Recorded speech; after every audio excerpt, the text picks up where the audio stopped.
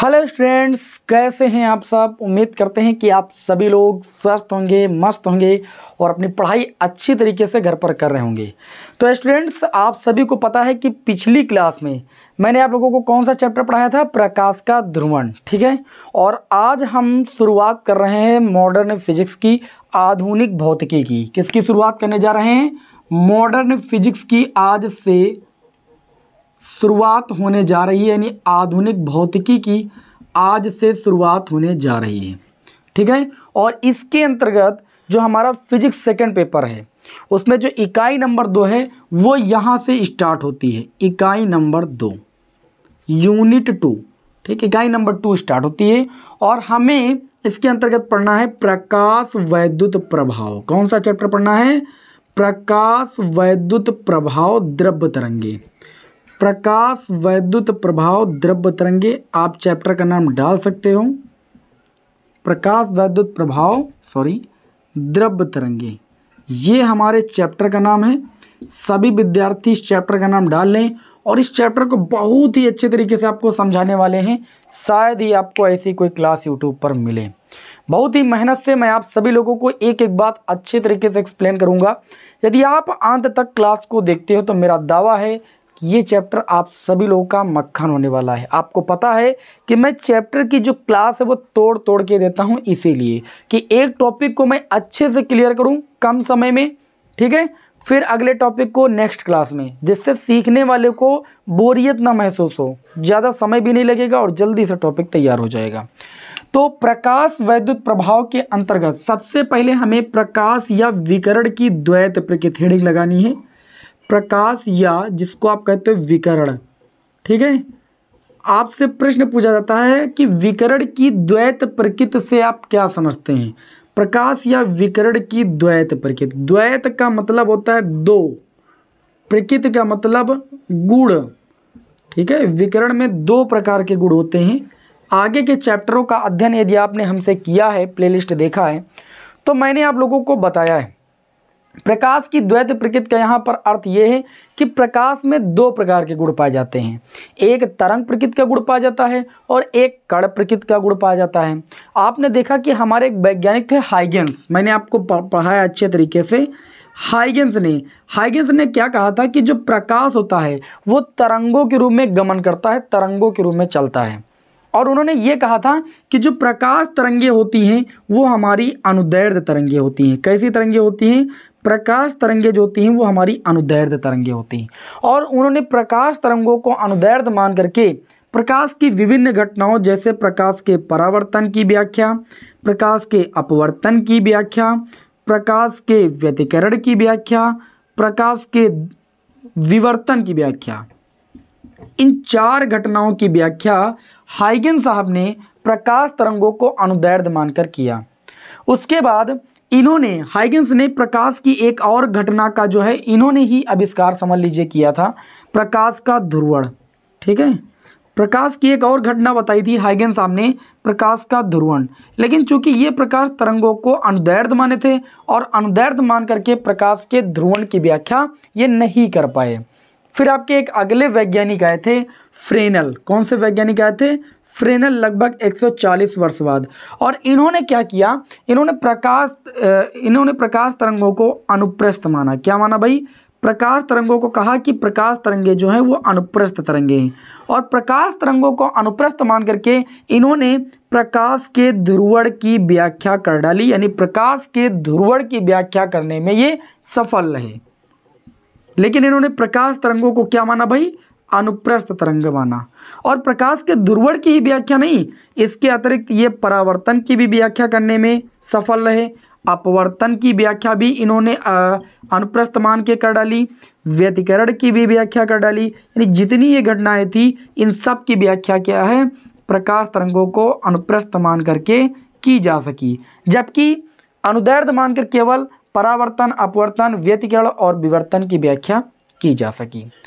Overall रूप से अगर हम बात कहें तो यहाँ पर जो प्रकाश को माना गया था, ये माना गया कि जो प्रकाश तरंगे हैं वो, जो प्रकाश है वो हमारा तरंगों के रूप में गमन करता है या तरंगों के रूप में चलता है। भले किसी ने किसी तरंग को अनुदैर्ध्य मान करके, प्रकाश को मान करके विभिन्न घटनाओं की व्याख्या की, ठीक है, या अनुप्रस्थ तरंगे मान करके प्रकाश की विभिन्न घटनाओं की व्याख्या की, वो बात अलग की है। लेकिन ओवरऑल अगर बात देखी जाए तो दोनों वैज्ञानिकों ने ये माना कि जो प्रकाश है वो तरंगों के रूप में गमन करता है, और तरंगों के रूप में गमन करता है, इस बात से इतनी घटनाओं की पुष्टि भी हो गई, इतनी घटनाओं की व्याख्या भी हो सकी। ये बात आप मानते हैं? ये आप मानेंगे क्योंकि आप इतना पढ़ के आ चुके हैं। उसके बाद आप अब जो चैप्टर पढ़ने जा रहे हैं, प्रकाश वैद्युत प्रभाव, प्रकाश वैद्युत प्रभाव, कांपटन प्रभाव, ठीक है, प्रकाश वैद्युत प्रभाव और कांपटन प्रभाव, ये भी प्रकाश की घटनाएं हैं, ठीक है, प्रकाश वैद्युत प्रभाव और कांपटन प्रभाव। प्रकाश की इन घटनाओं की जो व्याख्या है, कांपटन प्रभाव और प्रकाश वैद्युत प्रभाव, इन घटनाओं की जो व्याख्या है वो प्रकाश तरंग को कण प्रकृत मान के किया गया। प्रकाश की इन घटनाओं की व्याख्या प्रकाश को कण प्रकृत मान के किया गया, ठीक है, क्योंकि जब ये इन घटनाओं की व्याख्या की जा रही थी और प्रकाश को तरंग माना जा रहा था, तो इन घटनाओं की व्याख्या नहीं की जा पा रही थी, तो प्रकाश तरंगों को क्या माना गया? कण प्रकृत माना गया, कि प्रकाश में कण प्रकृत का गुण पाया जाता है, और इस आधार पर प्रकाश वैद्युत प्रभाव और कांपटन प्रभाव की व्याख्या की जा सकी, ठीक है। तो कण प्रकृत मान करके इन घटनाओं की व्याख्या की जा सकी, जबकि तरंग प्रकृत मान करके इन घटनाओं की व्याख्या की जा सकी। तरंग मान करके हम इन घटनाओं की व्याख्या नहीं कर पाए और कण प्रकृत मान करके हम इन घटनाओं की व्याख्या नहीं कर पाए। इस आधार पर यह कहा गया कि प्रकाश में भैया दो प्रकार का गुण पाया जाता है, एक गुण पाया जाता है तरंग प्रकृत का और एक गुण पाया जाता है कण प्रकृत का, और इसे हम क्या कहते हैं? इसे ही हम कहते हैं प्रकाश या विकिरण की द्वैत प्रकृत। अगर आपको साधारण शब्दों में दो लाइन में लिखना है तो आप बोलोगे कि जो प्रकाश होता है, प्रकाश में दो प्रकार के गुण पाए जाते हैं, एक तरंग प्रकृति का और एक कण प्रकृति का। अर्थात प्रकाश की कुछ घटनाओं की व्याख्या प्रकाश को तरंग प्रकृति मानकर किया गया, प्रकाश की कुछ घटनाओं की व्याख्या प्रकाश को तरंग प्रकृति मान के की गई, जबकि कुछ घटनाओं की व्याख्या प्रकाश को कण प्रकृति मान के की गई। इस आधार पर देखा गया कि प्रकाश में दो प्रकार के गुण पाए जाते हैं, जिसे हम प्रकाश की द्वैत प्रकृति के नाम से जानते हैं। ये आप इतना लिख सकते हो। बताइए, किसी को कोई समस्या? नोट्स आपको Telegram channel Balaji study motion पर उपलब्ध करा दिया जाता है, तो आपने अगर टेलीग्राम चैनल को नहीं ज्वाइन किया तो टेलीग्राम चैनल को ज्वाइन कर लीजिए। इससे आपको फ्री में नोट्स मिल जाएंगे, जो मैं अपने एक प्राइवेट विद्यालय में पढ़ाता हूँ, बच्चों को जो लिखाता हूँ, वो नोट्स मैं आपको डायरेक्ट PDF के फॉर्म में उपलब्ध करा देता हूँ, ठीक है ना। बस बिल्कुल जैसा यहाँ पर पढ़ाता हूँ वैसे विद्यालय में पढ़ाता हूँ, ठीक है ना। तो आप इसे जल्दी से इसका स्क्रीनशॉट ले लीजिए। ये द्वैत प्रकृति हो गई। अब आगे आपको हम बताएंगे प्रकाश वैद्युत प्रभाव, उस पर वैज्ञानिकों ने क्या क्या भाई कार्य किया उसको मैं समझाने जा रहा हूँ। स्क्रीनशॉट जल्दी से लीजिए। तो चलिए अब हम हेडिंग डालते हैं प्रकाश वैद्युत प्रभाव, और अच्छी तरीके से प्रकाश वैद्युत प्रभाव के बारे में जानते हैं। परिभाषा तो मैं आपको सरल से सरल बता ही दूंगा, इसकी टेंशन बिल्कुल मत लीजिए, ठीक है। प्रकाश वैद्युत प्रभाव की परिभाषा सबसे आसान मैं आपको बताऊंगा। जितनी भी इंपॉर्टेंट परिभाषाएं आज की क्लास में होने वाली हैं, तो क्लास को अंत तक देखते रहिए। तो यहाँ पर देखिए, अब अगली हमारी हेडिंग पड़ेगी प्रकाश वैद्युत प्रभाव। कौन सी हेडिंग पड़ेगी भैया? प्रकाश वैद्युत प्रभाव। थोड़ा समय देकर पढ़ोगे। प्रकाश वैद्युत प्रभाव या प्रकाश वैद्युत उत्सर्जन भी इसे कहा जाता है, ठीक है। अभी मैं इसकी एक सरल परिभाषा बताऊंगा। सबसे पहले मैं ये बताऊंगा कि वैज्ञानिकों ने कैसे प्रकाश वैद्युत प्रभाव को जो है परिभाषित किया। एक आपके वैज्ञानिक थे हर्ट्ज। कौन से वैज्ञानिक थे? एक हर्ट्ज नामक वैज्ञानिक थे, और इन्होंने क्या किया था? इन्होंने 1887 ईस्वी में ये बताया था कि जब पराबैंगनी किरणों को हम विद्युत विसर्जन नलिका में क्या करते हैं? पराबैंगनी किरणों को आपतित करते हैं, ठीक है। जब पराबैंगनी किरणों को विद्युत विसर्जन नलिका, एक होती है विद्युत विसर्जन नलिका, और विद्युत विसर्जन नलिका में जब पराबैंगनी किरणों को आपतित किया जाता है विद्युत विसर्जन नलिका पर, तो विद्युत विसर्जन नलिका से जो विद्युत धारा का प्रवाह होता है वो बहुत ही सुगमता से होता है। क्या बताया भाई? 1887 ईस्वी में हर्ट्ज नामक वैज्ञानिक ने बताया कि जब पराबैंगनी किरणों को विद्युत विसर्जन नलिका पर आपतित किया जाता है तो विद्युत विसर्जन होता है, जो विद्युत का प्रवाह होता है वो विद्युत विसर्जन नलिका में बहुत ही सुगमता से होता है। समझ रहे हो? ये किसने बताया? ये हर्ट्ज नामक वैज्ञानिक ने 1887 ईस्वी में बताया। इसके बाद एक साल बाद एक आपके दूसरे वैज्ञानिक आए, हालवेस। कौन से वैज्ञानिक आए? हालवेस। कैसे भैया हालवेस लिखा, हम भूल भी गए। हालवेस ये आपके एक वैज्ञानिक आए, ये एक साल बाद आए, मतलब हम कह सकते हैं ये 1888 ईस्वी में आए। इन्होंने इनकी इस बात की पुष्टि, जो इन्होंने बताया हर्ट्ज ने, कि जब विद्युत विसर्जन नलिका पर क्या किया जाता है, पराबैंगनी किरणें डाली जाती हैं, तो विद्युत धारा का जो प्रवाह होता है विसर्जन नलिका में बहुत ही सुगमता से होता है। इन्होंने इस बात को प्रयोग के माध्यम से सिद्ध किया। इन्होंने क्या किया? इन्होंने एक ले लिया निर्वातित बल्ब। क्या ले लिया? एक निर्वातित बल्ब ले लिया। इस निर्वातित बल्ब में जस्ते की 2 प्लेटें ले ली, ठीक है, जस्ते की 2 प्लेटें ले ली। एक प्लेट का संबंध इन्होंने बैटरी के ऋण ध्रुव से कनेक्ट कर दिया, समझ पा रहे हो, और उसके बाद दूसरी प्लेट का जो संबंध है वो अमीटर से कनेक्ट करते हुए श्रेणी क्रम में, अमीटर, ये अमीटर है, अमीटर से कनेक्ट करते हुए श्रेणी क्रम में बैटरी के ऋण ध्रुव से धन ध्रुव से कनेक्ट कर दिया। समझ पा रहे हो? इन्होंने क्या किया? इन्होंने इनकी इस बात को प्रयोग के माध्यम से सिद्ध करने की कोशिश की, और इन्होंने क्या किया? एक निर्वातित बल्ब लिया, इसके अंदर इन्होंने जस्ते की 2 प्लेट रखी। एक प्लेट ऋण प्लेट का संबंध इन्होंने बैटरी के ऋण ध्रुव से, और दूसरी प्लेट का संबंध इन्होंने अमीटर के साथ कनेक्ट करते हुए श्रेणी क्रम में बैटरी के धन सिरे से क्या कर दिया? कनेक्ट कर दिया। अब इन्होंने क्या किया? इन्होंने इस पर पराबैंगनी किरणें, ऐसे पराबैंगनी किरणें जो है आपतित की, पराबैंगनी किरणें। हालवेस ने क्या किया कि पराबैंगनी किरणों को जस्ते के ऋण प्लेट पर जब आपतित किया, तो इन्होंने देखा कि इस परिपथ में धारा बहुत ही सुगमता पूर्वक प्रवाहित होती है, यानी परिपथ में धारा प्रवाहित होने लगती है, अमीटर में हमें धारा में विक्षेप मिलने लगता है। उसके बाद इन्होंने ये देखा कि जब हम इन पराबैंगनी किरणों को नहीं डालते हैं तो परिपथ में धारा बहना बंद हो जाती है। फिर इन्होंने ये भी देखा कि जब इन पराबैंगनी किरणों को हम ऋण प्लेट पर न डाल करके धन प्लेट पर डालते हैं तब भी परिपथ में कोई भी धारा प्रवाहित नहीं होती है। इन्होंने ये प्रयोग तो किया, इस बात का इन्होंने प्रयोग तो किया चित्र बना करके, लेकिन ये स्वयं कारण नहीं बता पाए। इन्होंने क्या किया कि जब जस्ते की ऋण प्लेट पर पराबैंगनी किरणों को आपतित किया तो इस परिपथ में धारा प्रवाहित होना शुरू हो गई। इन्होंने देखा इस चीज को, और जब पराबैंगनी किरणों को नहीं आपतित किया ऋण प्लेट पर तो धारा नहीं प्रवाहित हो रही थी परिपथ में, अमीटर में कोई विक्षेप नहीं हो पा रहा था।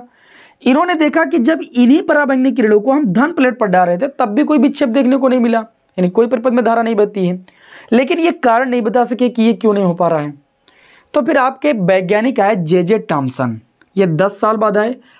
इसके बाद तीसरे नंबर पर एक वैज्ञानिक आए आपके 1858 ईस्वी में, 98 ईस्वी में, 1898 ईस्वी में एक आपके तीसरे नंबर पर वैज्ञानिक है। पहले नंबर पर ये, दूसरे नंबर पर हालवेस आए, तीसरे नंबर पर आपके टॉमसन एक वैज्ञानिक है, जे टॉमसन। जे टॉमसन ने यह बताया कि जब हम इस पे क्या करते हैं, किसी धातु के प्लेट पर पराबैंगनी किरणें आपतित करते हैं तो धातु से क्या होते हैं? इलेक्ट्रॉन उत्सर्जित होते हैं। ये कौन बताया? ये आपके टॉमसन महोदय ने बताया। लेकिन ये इतनी बात बता करके गए चले, मतलब इतनी बात के बाद इन्होंने कोई बात नहीं की। फिर इसके जस्ट बाद आपके एक अन्य वैज्ञानिक है लेनार्ड, और लेनार्ड कब आए? 1900 ईस्वी में। चौथे नंबर पर 1900 ईस्वी में एक आपके वैज्ञानिक आए लेनार्ड। अब लेनार्ड भैया ने क्या बताया? लेनार्ड आए, लेनार्ड ने ये बताया, इन्होंने पूरा स्पष्ट कर दिया। इन्होंने कहा ये सब क्यों होता है, सब बताया। उन्होंने कहा कि जब हम पराबैंगनी किरणों को ऋण प्लेट पर आपतित करते हैं तो ऋण प्लेट से क्या होते हैं भैया? इलेक्ट्रॉन उत्सर्जित होते हैं, क्योंकि ये बात तो टॉमसन ने बता ही दी थी कि किसी भी धातु के प्लेट पर जब हम प्रकाश किरणों को, पराबैंगनी किरणों को आपतित करते हैं, पराबैंगनी किरणों की जो आवृत्ति होती है निश्चित आवृत्ति से अधिक होती है, तो धातु की सतह से इलेक्ट्रॉन उत्सर्जित होने लगते हैं। इन्होंने कहा कि जैसे ही, कौन? लेनार्ड ने, कि पराबैंगनी किरणों को जैसे ही हम जस्ते की ऋण प्लेट पर आपतित करते हैं तो जस्ते की ऋण प्लेट से इलेक्ट्रॉन उत्सर्जित होना शुरू हो जाते हैं, और इलेक्ट्रॉन उत्सर्जित होते हैं तो ये इलेक्ट्रॉन निकलते हैं और धन प्लेट की ओर जाते हैं। अब इलेक्ट्रॉन पर होता है ऋण चार्ज, और ऋण चार्ज जैसे धन प्लेट की ओर जाएगा तो तुरंत आकर्षित कर लिया जाएगा, और ये आकर्षित करने के पश्चात जैसे आकर्षित करती है धन प्लेट इलेक्ट्रॉनों को, यहाँ से जो इलेक्ट्रॉन निकलते हैं इलेक्ट्रॉनों को ये ऋण धन प्लेट क्या करती है, आकर्षित करती है और परिपथ जो है हमारा पूर्ण हो जाता है, अर्थात परिपथ में धारा प्रवाहित होना शुरू हो जाती है। आई बात समझ में। और इन्होंने कहा कि इस तरीके से परिपथ में धारा प्रवाहित होने लगती है। इन्होंने कहा कि जब हम इस पराबैंगनी किरण को क्या करते हैं भैया, नहीं आपतित करते हैं तो इलेक्ट्रॉन निकलेंगे नहीं, जब इलेक्ट्रॉन निकलेंगे नहीं तो धारा प्रवाहित होगी नहीं। फिर इन्होंने ये चीज़ कही कि जब हम पराबैंगनी किरणों को धन प्लेट पर आपतित करते हैं, किस पर भाई, धन प्लेट पर, जैसे कि धन प्लेट पर आपतित करते हैं तो धन प्लेट से निकलने वाले जो इलेक्ट्रॉन होते हैं, इलेक्ट्रॉन निकलेंगे, इलेक्ट्रॉन पर कैसा चार्ज होगा, ऋण चार्ज होगा, और इधर प्लेट भी ऋण है तो सजातीय आवेश तो एक दूसरे को प्रतिकर्षित करते हैं। तो जब धन प्लेट पर पराबैंगनी किरणें आपतित करते हैं तो इससे निकलने वाले इलेक्ट्रॉनों को ऋण प्लेट क्या करता है, आकर्षित नहीं करता है।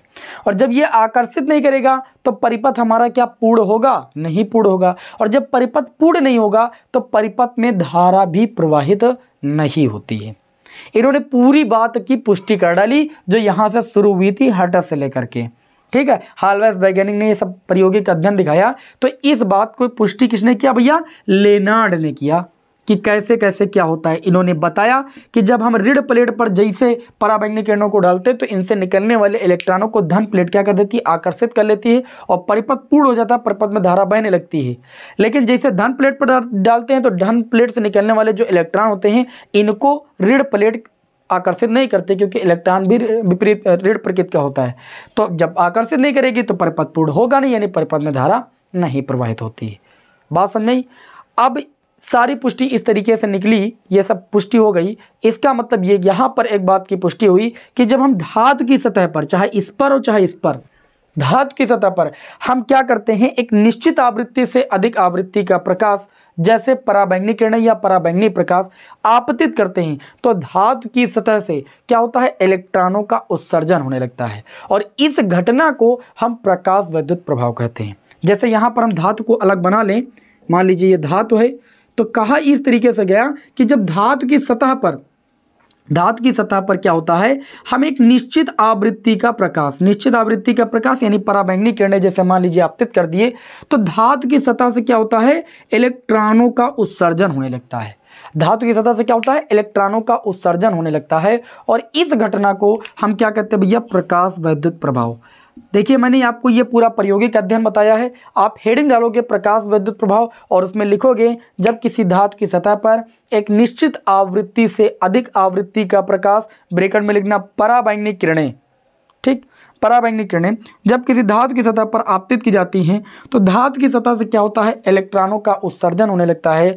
इस घटना को हम क्या कहते हैं, प्रकाश वैद्युत प्रभाव या प्रकाश वैद्युत उत्सर्जन कहते हैं। इस घटना में जो उत्सर्जित हमारे इलेक्ट्रॉन होते हैं इन उत्सर्जित इलेक्ट्रॉनों को हम फोटो इलेक्ट्रॉन के नाम से जानते हैं, फोटो या प्रकाश इलेक्ट्रॉन के नाम से जानते हैं। तो उसके आगे लिखोगे तो इस घटना में उत्सर्जित जो इलेक्ट्रॉन होते हैं उनको फोटो या प्रकाश इलेक्ट्रॉन के नाम से जाना जाता है। अब जहाँ इलेक्ट्रॉन निकलेंगे वहाँ पर धारा भी भैया प्रवाहित होगी। समझ पा रहे हो कि नहीं समझ पा रहे हो। तो जब ये फोटो इलेक्ट्रॉन और प्रकाश इलेक्ट्रॉन धातु की सतह से बाहर निकलते हैं तो इनके कारण जो जो धारा उत्पन्न होती है उस धारा को हम क्या कहते हैं, उस धारा को हम कहते हैं प्रकाश वैद्युत धारा। क्या कहते हैं भैया, प्रकाश वैद्युत धारा, प्रकाश वैद्युत धारा कहते हैं। बात समझ में आ गई होगी। जब किसी धातु की सतह पर क्या होता है, निश्चित आवृत्ति से अधिक आवृत्ति का प्रकाश, ब्रैकेट में लिखना पराबैंगनी प्रकाश, धातु की सतह पर आपतित किया जाता है तो धातु की सतह से इलेक्ट्रॉनों का उत्सर्जन होने लगता है और इस घटना को हम प्रकाश वैद्युत प्रभाव या प्रकाश वैद्युत उत्सर्जन कहते हैं। और उत्सर्जित इलेक्ट्रॉनों को फोटो या प्रकाश इलेक्ट्रॉन कहते हैं। और इन इलेक्ट्रॉनों के कारण जो उत्पन्न धारा होती है उसे हम कहते हैं प्रकाश वैद्युत धारा। क्या कहते हैं, उसे हम कहते हैं प्रकाश वैद्युत धारा। किसी को कोई समस्या, किसी को कोई समस्या? जी बिल्कुल कोई समस्या नहीं, आपने नोट्स भी बना लिया होगा, समझ गए। अब चलिए इसी क्रम में हम आगे बढ़ेंगे और कुछ महत्वपूर्ण डिफिनीशन आपको सरल से सरल भाषा में सिखाने वाले हैं, ठीक है। क्या होगा, आप कभी नहीं भूलोगे अगर आपने इतना कुछ हमसे सुन लिया है तो आपको जो महत्वपूर्ण डिफिनीशन बताने जा रहे हैं जो कि हर बार एग्ज़ाम में आपके आती हैं, हर बार एग्ज़ाम में आती हैं। जैसे पहली सबसे महत्वपूर्ण परिभाषा है आपकी देहली आवृत्ति। कौन सी परिभाषा है, देहली आवृत्ति। देहली आवृत्ति क्या होती है? सभी लोग परिभाषा लिखेंगे। देहली आवृत्ति को भैया न्यू नॉट से प्रदर्शित किया जाता है। किससे प्रदर्शित किया जाता है? न्यू नॉट से प्रदर्शित किया जाता है। देहली आवृत्ति वह न्यूनतम आवृत्ति होती है। हमने भी धातु की सतह पर क्या किया था? प्रकाश आपतित किया था। तो प्रकाश की वह न्यूनतम आवृत्ति जिससे धातु की सतह से इलेक्ट्रॉनों का उत्सर्जन किया जा सके। क्या लिखोगे? प्रकाश की वह न्यूनतम आवृत्ति जिससे किसी पदार्थ की धातु से या किसी धातु से इलेक्ट्रॉनों का उत्सर्जन किया जा सके, वह क्या कहलाती है? वह उस प्रकाश की या उस धातु की देहली आवृत्ति कहलाती है। और नोट करके आपको लिख लेना है कि भिन्न भिन्न धातुओं के लिए देहली आवृत्ति का मान भिन्न भिन्न होता है। क्या लिखोगे? वह न्यूनतम आवृत्ति, प्रकाश की वह न्यूनतम आवृत्ति जिससे किसी धातु की सतह से इलेक्ट्रॉनों का उत्सर्जन किया जा सके, वह कहलाती है देहली आवृत्ति। और देहली आवृत्ति में नोट करके लिख लीजिएगा, इसे न्यू नॉट से प्रदर्शित करते हैं। भिन्न भिन्न धातुओं के लिए देहली आवृत्ति का मान भिन्न भिन्न होता है। और इसी के हाथ लगे एक अगली परिभाषा आप लिख लीजिएगा, देहली तरंग दैर्ध्य। क्या लिख लोगे? देहली तरंग दैर्ध्य क्या होती है? ठीक है, अगली हेडिंग लगा लेना, देहली तरंग दैर्ध्य। बहुत ही इंपॉर्टेंट डिफिनेशन है देहली तरंग दैर्ध्य। ठीक है, किसी पदार्थ की जो देहली तरंग दैर्ध्य होती है, ठीक है, देहली आवृत्ति के संगत, ठीक है, देहली आवृत्ति के संगत जो प्रकाश की तरंग दैर्ध्य होती है। क्या लिखोगे? किसी पदार्थ की देहली आवृत्ति के संगत जो प्रकाश की तरंग दैर्ध्य होती है, वह क्या कहलाती है? देहली तरंग दैर्ध्य कहलाती है। संगत का मतलब विपरीत, अर्थात हम कह सकते हैं कि जो देहली आवृत्ति न्यू नॉट होती है वो c/λ0 के बराबर होती है। आप देख पा रहे हो जो आवृत्ति है वो क्या है? देहली तरंग दैर्ध्य के व्युत्क्रमानुपाती। इसीलिए मैंने बोला कि किसी पदार्थ की देहली आवृत्ति के संगत प्रकाश की तरंग दैर्ध्य को हम देहली तरंग दैर्ध्य कहते हैं। और देहली तरंग दैर्ध्य को हम लैम्डा नॉट से प्रदर्शित करते हैं। और लैम्डा नॉट बराबर होता है c/न्यू नॉट। चाहे आप लैम्डा बराबर c/न्यू नॉट लिखो या न्यू नॉट बराबर c/λ लिखो, जहाँ c क्या है? प्रकाश की निर्वात में चाल, जो कि 3 × 10⁸ मीटर पर सेकंड होती है। पढ़ते चले आ रहे हो। न्यू नॉट क्या है? न्यू नॉट आपकी देहली आवृत्ति है। लैम्डा नॉट क्या है? आपकी देहली तरंग दैर्ध्य है। इसी के हाथ लगे एक और महत्वपूर्ण परिभाषा याद कर लीजिएगा, अभी के अभी, कार्यफलन। ठीक है, प्रकाश वैद्युत कार्यफलन, पूरी हेडिंग आपको डालना है, प्रकाश वैद्युत कार्यफलन। प्रकाश वैद्युत कार्यफलन क्या होता है? देखिए, धातु की सतह से, ठीक है, वह न्यूनतम ऊर्जा, क्या बोलोगे? वह न्यूनतम ऊर्जा जो किसी धातु की सतह से इलेक्ट्रॉनों को उत्सर्जित करने के लिए आवश्यक होती है।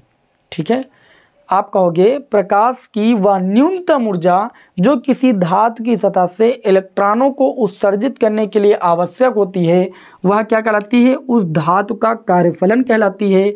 धातु के कार्यफलन को हम W से व्यक्त करते हैं। और कार्यफलन जो होता है वो देहली आवृत्ति के अनुक्रमानुपाती होता है।